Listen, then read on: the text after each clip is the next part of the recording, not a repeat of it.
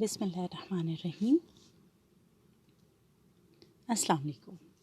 This is Amna Gul from the Department of Journalism and Mass Communication. We're back with the course Development Support Communication bearing the code GMC 413.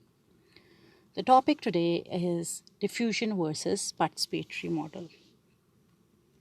In this lecture, we'll first briefly discuss two communication models, the diffusion or the mechanistic model versus the participatory or organic communication model. These models should be seen as extremes on a continuum. Later on in the next lecture, we'll be discussing the policy and planning level, and we will be distinguishing between these different approaches. So let's start off with the characteristics of diffusion model.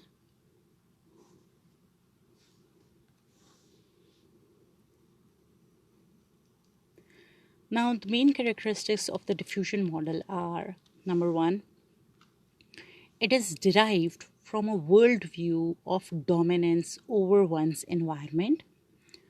The Western conception of communication is overwhelmingly oriented towards persuasion. Akin to the modernization paradigm in both theory and ideology, the communication approach is unidirectional from the informed source to the uninformed receiver. So what is actually happening in the diffusion model of development communication of communication? Actually, it is basically that kind of a model where the source is supposed to be the informed people who know what is best for those who are the receivers. They actually tend to decide things on their own. So it is a unidirectional level of communication, or you can call it the top-down kind of communication.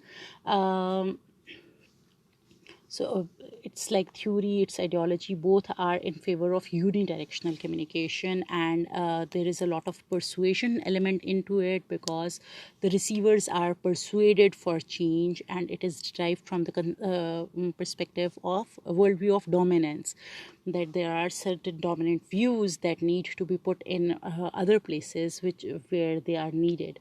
So people need to be people need to be transformed accordingly.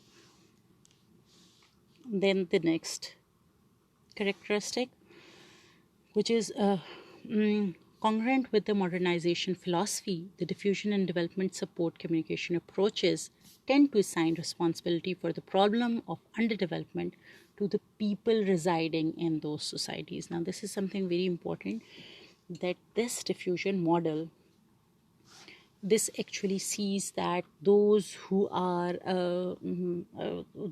do not have the facilities, those who are not developed, actually they themselves are responsible for all the issues. Let it be food shortages, let it be lack of education, let it be water, let it be sanitation issues, let it be clean water issues, let it be any of these issues.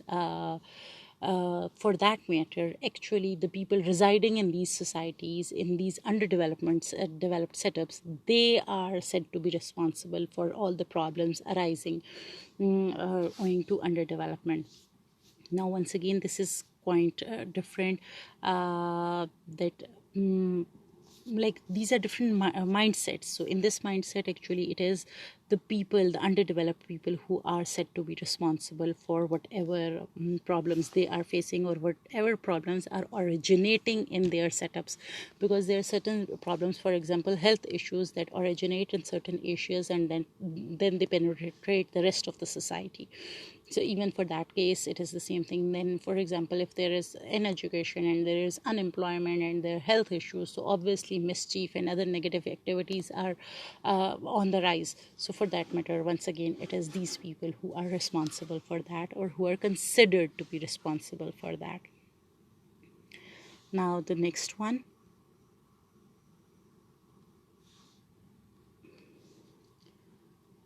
Development as modernization and communication as one-way persuasion reached their zenith through the diffusion of innovations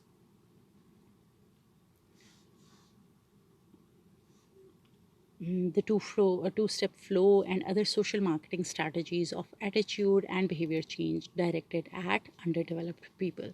So once again, its characteristic is one-way persuasion, where, for example, the informed source actually works towards the underdeveloped people using different models, for example, diffusion of information, two-step flow, or other social marketing strategies to change their behavior and their attitudes. Now, the fourth one, which is here, like mass media play the preeminent role in the campaign of development through communication. And early predictions were of great effects. Bidirectional models and strategies such as feedback were added to render the initial message more effective. So, in case of the diffusion model, mass media play a very important role, and there is a lot of focus of communication through development through communication. And initially it was thought that it would bear great fruits, it would have great effects, but and later on, since it was unidirectional or one-way persuasion or one-way communication, then it was made bidirectional by adding the elements of feedback so that the initial message gets more effective.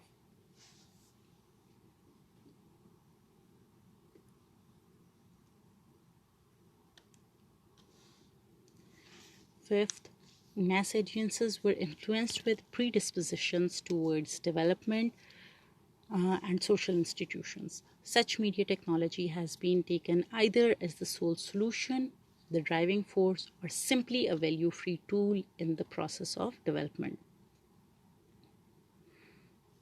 It was perceived that most mass audiences are influenced and they are actually in favor of development and social institutions. So it was considered that media technology was either it was the sole solution, or it was the driving force, or actually simply a value-free tool in the process of development. So role of mass media was once again highlighted. Sixth, research of the diffusion approach, like the modernization theory, suffers from an overemphasis on quantitative criteria to the exclusion of social and cultural factors. As a result, the manner in which foreign media, hardware, and software interact within a cultural context is largely unexplored. In this case, actually, whenever there is a research on the diffusion model, there is a lot of emphasis on quantitative research, on the quantitative side of things. For example, this many number of people, or this percentage or this statistics. So actually they leave behind, they do not consider the social and cultural factors, they do not take those into account. So that is something very much important. And from that point of view, actually what happens is that whatever is practical in foreign setups, be those hardware, be those software, those are directly put into the other place without keeping the cultural context in mind. So these were some of the characteristics of the diffusion model. Now we'll move towards the participatory model. The first characteristic is the participatory model sees people as the controlling actors or participants for development. People will have self-appreciation instead of self-depreciation. Development is meant to liberate and emancipate people, and local culture is respected. Now, this is something totally different. This model is totally different to the diffusion model, because in this case, those people, the underdeveloped people, the people on who are the receivers or on whom the work is being done, they are either seen as participants for development or even seen as controlling actors for development. So it actually gives them motivations for self-appreciation rather than the other concept of self-depreciation, where they felt that they were the lowly ones and they were the neglected ones and they were the ones who needed help. So in this case, they actually, people stand up for themselves, so automatically they get a lot of self appreciation. And in this case, development is meant to liberate and emancipate people, so it is not about quantitative things only. Similarly, it's not foreign based, it does not use foreign media hardware and software as it is, rather it respects the local traditions, the local culture, the local setup, whatever the local culture is. So it respects that, and the development is not to follow someone or modernize, rather it is meant to liberate people or to emancipate people, to help them towards better outcomes or towards a better lifestyle. So that is the thing. Number two, the participatory model sees people as the nucleus of development. Development means lifting up the spirits of a local community to take pride in its own culture, intellect, and environment. Development aims to educate and stimulate people to be active in self and communal improvements while maintaining a balanced ecology. Authentic participation, though widely espoused in the literature, is not everyone's interest. Such programs are not easily implemented, highly predictable, or readily controlled. Now, no doubt, participatory model sees that people are the nucleus of development, and development actually means that lifting up the spirits of the local community, letting them take pride in their culture, in their intellect, and in their environment, in their setups, in their everything. And development aims to educate and stimulate people to be active in their communal improvements or in their self improvements while maintaining a balanced ecology. However, authentic participation is not in the interest of everyone. So it is kind of technical. This point is technical here, and such programs are thus not easily implemented because people are not willing to change. People find it very difficult to just to accept whatever they are doing, whatever their practices are. They need to be improved, okay, or they need to be changed. So these are neither, such programs, the participatory model programs, are neither easily implemented nor are they highly predictable, and not even readily controlled, because since the participants play a major role in it, so these are not well controlled, and thus you can, since not controlled, so automatically it's not predictable. So it's kind of a mix of all these things.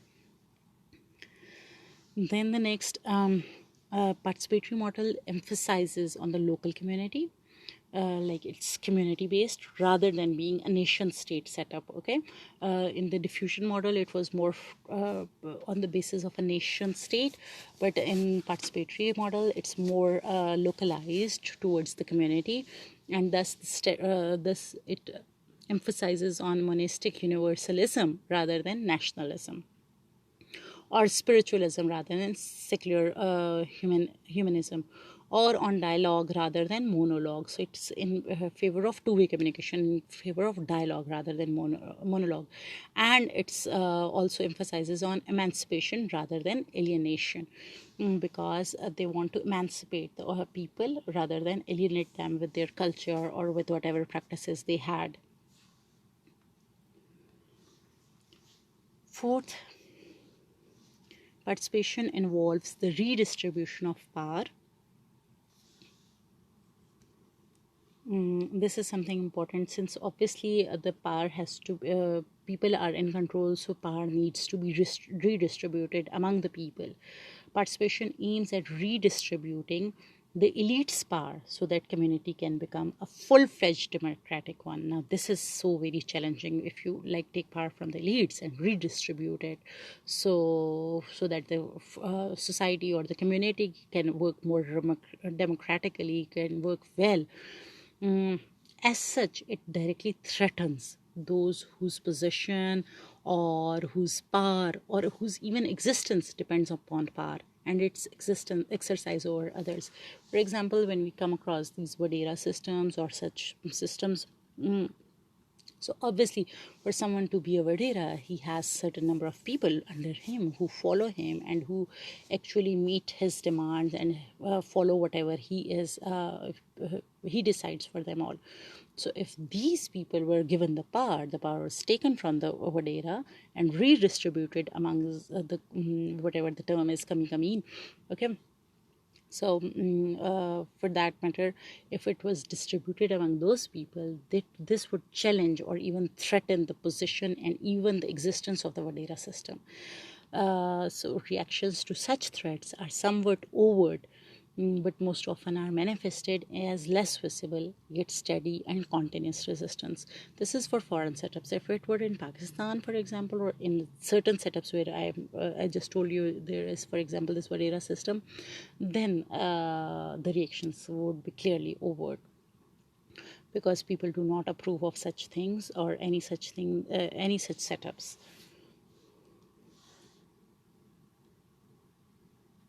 Okay, that's all for today.